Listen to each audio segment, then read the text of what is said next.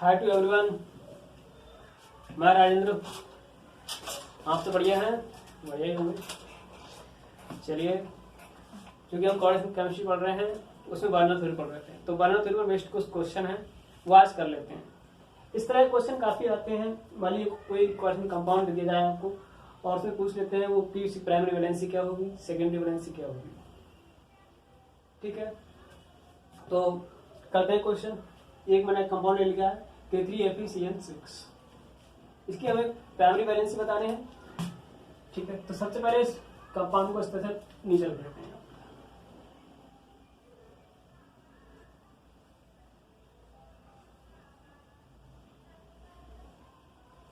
ये हो गया हमारा कंपाउंड। ठीक है, अब हम इसे आयोनाइज करते हैं। अब आयोनाइज कैसे होगा उसके लिए देख लें। यहाँ पर आप देख रहे हैं कुछ है, यहाँ पर कुछ नहीं है, तो सोता यहाँ पर वन है। ये हो गया वन। सबसे पहले ये देख लो कि ये कंपाउंड हमारा कौन सा है, आयनिक कंपाउंड है या न्यूट्रल कंपाउंड। तो ये हमारा आयनिक कंपाउंड है, उसमें दो पार्ट है, एक ये पार्ट हो गया हमारा और एक ये पार्ट हो गया। अब हमें इस पार्ट को इस पार्ट की निकालनी है ऑक्सीजन स्टेट। ठीक है, तो भाई अगर इसकी निकालनी है तो यहाँ पर मान लिया मैंने, तो इसकी होगी, चूंकि तो कैटायनिक पार्ट होता है और ये हमारा आयनानिक पार्ट होता है। तो वही इस पे इसकी ये पोटेशियम है, इसकी होगी 1 और ये 3 है, ये यहाँ पर ये लिखा हुआ है, ये यहाँ पर पहुंच जाएगा कैसे, विद माइनस साइन। तो ये आपको इस तरह से देखेंगे, कुछ इस तरह से डिसोसिएट होगा। 3A plus FeCl 6 minus K3। ठीक है, अब ये होगा हमारा कंपाउंड। इसकी हमें निकालनी है प्राइमरी वैलेंसी। प्राइमरी वैलेंसी क्या होती है? प्राइमरी वैलेंसी होती है ऑक्सीडेशन स्टेट। तो यहाँ पर हमारा मेटल जो Fe है, इसकी ऑक्सीडेशन स्टेट हमें निकालना है। कैसे निकालेंगे देख लीजिए।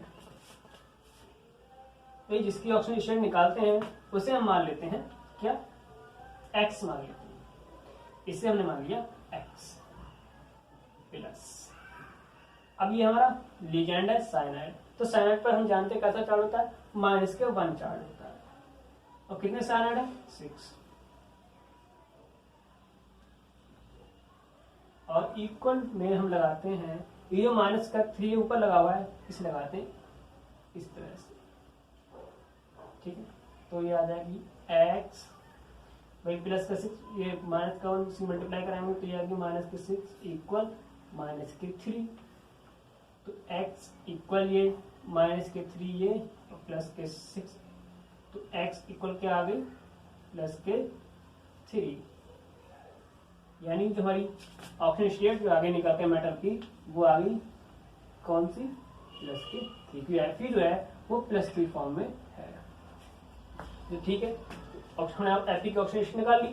तो ऑक्सीजन स्टेट क्या होती है हम जानते हैं, क्या होती है, प्राइमरी वैलेंसी। तो इसकी प्राइमरी वैलेंसी हो गई 3। अब वो पूछा है सेकेंडरी वैलेंसी क्या होती है। तो सेकेंडरी वैलेंसी हम बता चुके हैं, सेकेंडरी वैलेंसी होती है कोऑर्डिनेशन नंबर। कोऑर्डिनेशन नंबर क्या होती है? कोऑर्डिनेशन नंबर वो होती है कि हमारा जो मेटल है, सेंट्रल मेटल, वो कितने सराउंडिंग एटम से अटैच्ड है। ठीक है, तो आप ये देख रहे हैं यहाँ पर जो है Fe है वो 6 साइनाइड से अटैच्ड है। 6 साइनाइड के कौन से एटम से? कार्बन एटम से। तो साइनाइड के 6 कार्बन से अटैच्ड है, तो वो हो गई हमारी कोऑर्डिनेशन नंबर। तो क्या होगी कोऑर्डिनेशन नंबर की? 6। और कोऑर्डिनेशन नंबर ही क्या होती है? Secondary valency. अब वो पूछे हैं टोटल नंबर ऑफ आयंस। भाई हमने इसे आयनाइज किया तो टोटल नंबर आयंस कितने मिले? भाई 3 ये है पोटेशियम और 1 ये है, तो टोटल नंबर ऑफ आयंस मिले हमारे लिए 4। ठीक है, तो हम ये देख रहे हैं कि ये क्वेश्चन जो है हमने कर लिया K3FeCN का, जिसकी प्राइमरी वैलेंसी निकाल ली, सेकेंडरी वैलेंसी निकाल ली, कोऑर्डिनेशन नंबर निकाल लिया और हमने टोटल नंबर ऑफ आयंस निकाल लिया। ठीक है, अब एक दूसरा क्वेश्चन करते हैं इसी पर बेस्ड है।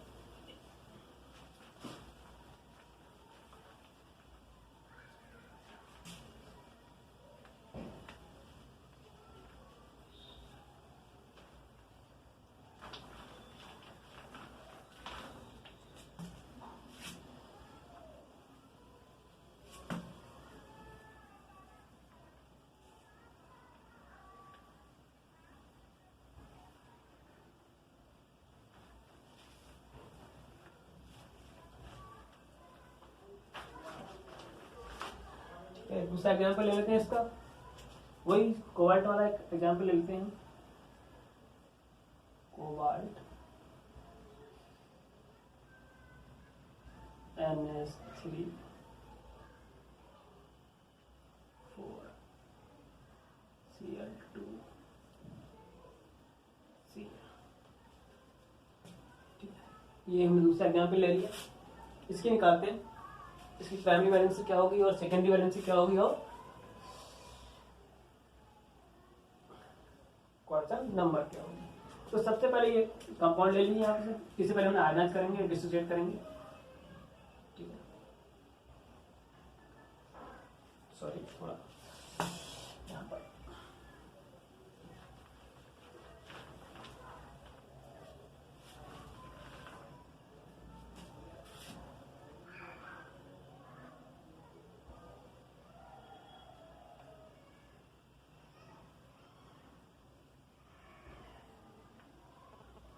ये इसे आप आयनाइज कर लीजिए।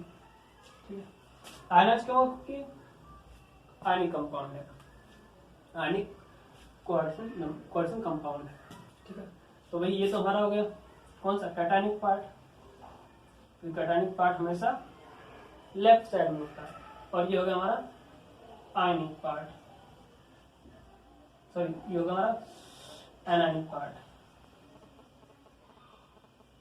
ये होगा हमारा एनायनिक पार्ट। ठीक है, तो इसको कैटायनिक पार्ट मतलब कैटायनिक पॉजिटिव चार्ज आएगा, इसका नेगेटिव है। किस तरह डिसोसिएट होगा आप ये देख लीजिए किस तरह से डिसोसिएट होगा या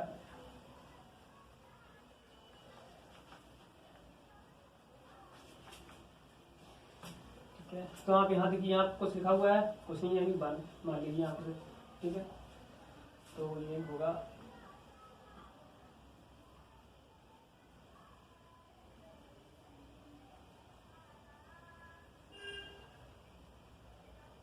ये कैटायनिक पार्ट है, ये है Cl। क्या है यहाँ पर 1 है, तो बस यहाँ 1 मान लिया, तो यहाँ पर चलाएगा -1, और ये यहाँ पर क्या है 1, तो यहाँ पर +1 +1 Cl माइनस। तो हमने इसे सबसे पहले डिसोसिएट कर लिया। अब डिसोसिएट करने के बाद हम निकालते हैं इसकी ऑक्सीडेशन स्टेट। इसकी सेंट्रल मेटल कौन सा सेंट्रल मेटल कोबाल्ट है, तो इसकी एक्स मान लो वही से प्लस के, क्योंकि NH3 पर कैसा चार्ज होता है, कोई न्यूट्रल होता है, कोई चार्ज नहीं होता। 2 सॉरी प्लस के 2 Cl पर कितना चार्ज था -1 इक्वल ही का +1 लिखा हुआ है, तो ये आ जाएगा एक्स, ये तो 0 हो गया, -2 इक्वल +1 एक्स इक्वल हो गया +1 +2 हो गया +3। तो जो हमारा अब मेटल की ऑक्सीजन स्टेट निकल कर जो आई है वही +3। तो प्राइमरी वैलेंसी क्या होगी हमारी +3। फिर बात कर रहे हैं, पूछे सेकेंडरी वैलेंसी क्या है, तो सेकेंडरी वैलेंसी क्या होती है, सेकेंडरी वैलेंसी कोएडिशन नंबर। तो ये आप देख लीजिए यहाँ पर मेटल जो है कितने सेंट्रल एटम से अटैच्ड है। तो उसके लिए देखते हैं, हम पहले ये देख लेते हैं कि जो लेजेंड है हमारा वो मोनोडेंटेड लेजेंड है या बाइडेंटेड लेजेंड है। तो यहाँ पर जो NH3 है वो मोनोडेंटेड लेजेंड है, क्योंकि NH3 का नाइट्रोजन ही मेटल से अटैच्ड होता है और Cl सिंगल ही है। तो भाई यहाँ देने कितने नाइट्रोजन है, 4 और 2 Cl, इसका मतलब 6 एटम से जो हमारा मेटल है वो अटैच्ड है। तो इसकी कोऑर्डिनेशन नंबर जो होगी 6, और कोऑर्डिनेशन नंबर ही क्या होती है, सेकेंडरी वैलेंसी होती है।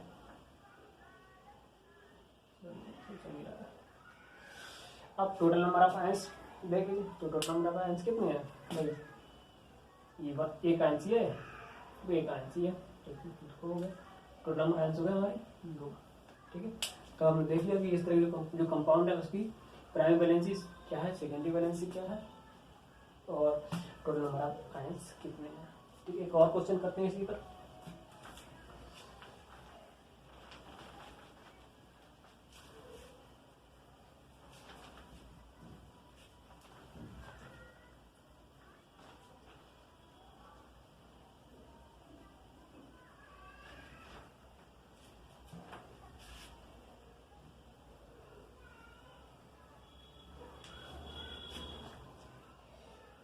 शॉर्ट है करते हैं, बढ़िया क्वेश्चन है वो भी।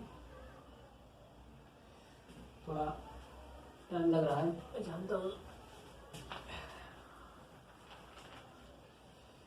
एक बहुत ही प्यारा सा एग्जाम्पल लेते हैं हम, PT NH3 का होल टू एच Cl2 का समय लिखने होगा, तो एक मिनट साफ कर लिख लिया।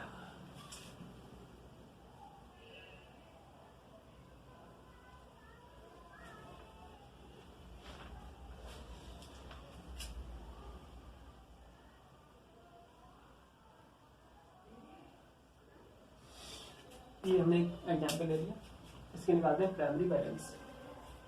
प्राइमरी बैलेंस क्या है?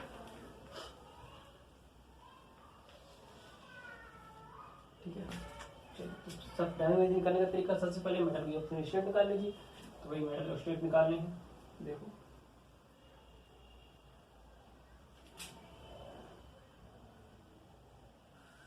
अब यहाँ पे जो दिख रहा है, यहाँ पर सिर्फ एक ही पार्ट है न, ठीक है।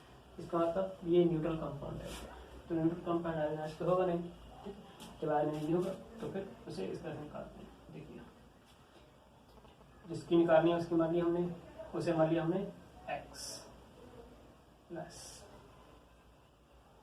नाइट्रोजन कितनी है, तो एनएच3 कितनी है, 2 है, और एनएच3 के चार्ज के साथ है कोई भी चार्ज नहीं, 0 प्लस 2। Cl आप देख रहे हैं कितने Cl है, 2 Cl है। अब Cl पर चार्ज कैसा होता है, -1, ठीक है। अब यहाँ पर देख रहे हैं, यहाँ पर कोई चार्ज है नहीं है, तो इसका मतलब 0। तो x लेंगे तो 0 हो गया, प्लस प्लस के 2 है, -1 से मल्टीप्लाई करेगा, माइनस के 2 हो जाएगा, इक्वल टू 0। x इक्वल क्या आ गया हमारा 2। यानी कि जो लेफ्ट हमारा जो मेटल है प्लेटिनम, उसकी ऑक्सीजन स्टेट में आ गई क्या गई, इसके 2, यानी प्लेटिनम जो है वो कैसे फॉर्म है, प्लस के 2 फॉर्म है यहाँ पर प्रेजेंट है। तो इसकी प्राइमरी वैलेंसी होगी हमारी होगी 2 प्राइमरी वैलेंसी। सेकेंडरी वैलेंसी होती है कोऑर्डिनेशन नंबर। तो भाई कोऑर्डिनेशन नंबर क्या है, कोऑर्डिनेशन में कितने आइटम अटैच्ड हैं हमारे सेंट्रल मेटल से। तो हम ये देख रहे हैं कि यहाँ पर 2 NH3 हैं और 2 Cl हैं। NH3 का सिर्फ नाइट्रोजन ही मेटल से अटैच होता है, एक नाइट्रोजन अटैच हुआ एक अमोनिया का, तो 2 अमोनिया है, 2 NH3 है, तो 2 नाइट्रोजन अटैच हो गए, और एक हमारा है Cl, यहाँ सॉरी 2 Cl है यहाँ पर, तो 2 इसकी कोऑर्डिनेशन नंबर कितनी होगी, इसकी कोऑर्डिनेशन नंबर होगी 4, 2 Cl और 2 नाइट्रोजन से अटैच होंगे मेटल से, तो इसकी कोऑर्डिनेशन नंबर होगी 4, ठीक है। और कोऑर्डिनेशन नंबर ही सेकेंडरी वैलेंसी होती है। अब टोटल नंबर आयंस की पूछी बात करें तो आप देखेंगे न्यूट्रल कंपाउंड आयंस तो है नहीं, यहाँ पे कोई डिस्ट्रीब्यूट भी नहीं होगा, तो ये जी। तो इस तरह के क्वेश्चन आपने देखिए कल बहुत इजी क्वेश्चन होते हैं। सिर्फ हमें ये देखना है कि हमारा कंपाउंड कैसा है, आयनिक है तो उसे डिसोसिएट कर लीजिए, आयनाइज कर लीजिए, और न्यूट्रल है तो इस तरह से ही निकाल लीजिए। आयनिक कंपाउंड खास बात यह है कि भाई या तो उस पर चार्ज लगा होगा, और चार्ज लगा नहीं होगा तो उसमें 2 पार्ट लगे होंगे, ठीक है ठीक है। अच्छा जी, तो और क्वेश्चन चलिए मैं थोड़ा सा इसका ये देख रहा हूँ कि यहाँ पर जो प्लेटिनम है हमारा, इसी कोऑर्डिनेशन नंबर 4 है, तो किस तरह से अटैच होंगे, ये 4 है तो कुछ इस तरह से अटैच होता है, ठीक है। NH3 और 2 Cl होगा। आप ऐसा भी कर सकते हैं कि भैया NH3 मैंने यहाँ लगा, आप NH3 यहाँ लगा सकते हैं, Cl आप यहाँ लगा सकते हैं, ठीक। या Cl मैंने यहाँ लगाया, Cl आप यहाँ लगा सकते हैं, तो उसके आइसोमर हो जाएंगे, ठीक। आप थोड़ी सी वैसे पढ़ चुके हैं बताने, लेकिन फिर भी यहाँ पे पढ़ लेते हैं कि जो हमारे ये जो एरो का निशान जो दिख रहा है वो ये इसलिए मिल रहा है, इसलिए ये प्रिंट करता है कि जो नाइट्रोजन है इसके पास जो लोन पेयर थे, जो इलेक्ट्रॉन पेयर थे, वही डोनेट कर रहा है किसके लिए, प्लेटिनम के लिए, ठीक है। और जो डोनेट करता है, जो लेता है उस ये है, ये डोनेट कर रहा है, इसका मतलब ये है नाइट्रोजन जो डोनेट कर रहा है किसके लिए, प्लेटिनम के लिए। ऐसे यहाँ पर स्टेट डोनेट कर रहा है किसके लिए, प्लेटिनम, कितने एक इलेक्ट्रॉन पेयर डोनेट कर रहा है, एक ये कर रहा है, एक ये, ठीक है। अब यहाँ पर एक बार हम पहले पढ़ चुके हैं कि जो डोनेट करते हैं वो क्या होते हैं, बोलते हैं लुईस बेस। तो अगर मैं यहाँ पर बात करूँ तो लुईस बेस की अगर बात करूँ तो लुईस बेस क्यों नहीं हमारा NH3। और ऐसी अगर मैं लुईस एसिड की बात कर लूँ तो लुईस एसिड कौन होते हैं, लुईस एसिड वो होते हैं इलेक्ट्रॉन पेयर को एक्सेप्ट करते हैं। तो इलेक्ट्रॉन पेयर कौन एक्सेप्ट कर रहा है, यहाँ पर इलेक्ट्रॉन पेयर एक्सेप्ट कर रहा है प्लेटिनम यानी कि मेटल, सेंट्रल मेटल, ठीक है। तो लुईस एसिड हो गया हमारा प्लेटिनम, ठीक।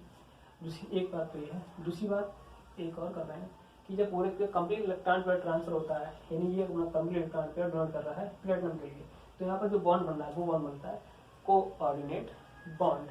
ये कंप्लीट ट्रांसफर है इलेक्ट्रॉन पेयर का प्लेटिनम के पास, तो यहाँ पर जो बॉन्ड हो रहा है बोल रहा है कोऑर्डिनेट बॉन्ड, ठीक है। चलिए और कुछ करना है आपको, ठीक है, कितना ही और मिलते हैं नेक्स्ट क्लास में आपसे, तब तक लिए